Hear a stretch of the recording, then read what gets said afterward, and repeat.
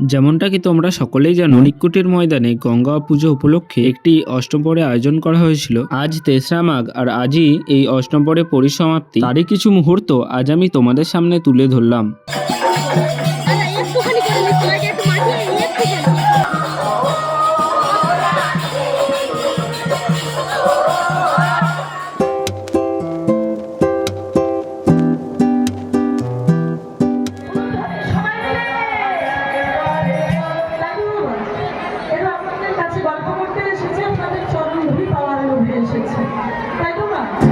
প্যান্ডেলের পিছন দিকটায় রান্নার কাজ চলছে।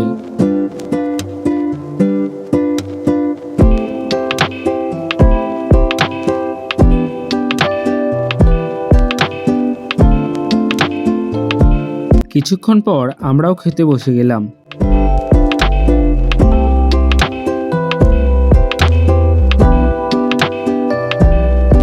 খাওয়া দাওয়ার পর দেখি এখানে অষ্টম প্রহর ভেঙে গেছে। এই পাশটায় আমাদের গঙ্গা ঠাকুর রয়েছে আর তারই পাশে আমাদের অষ্টম প্রহরের ঠাকুরগুলি রয়েছে।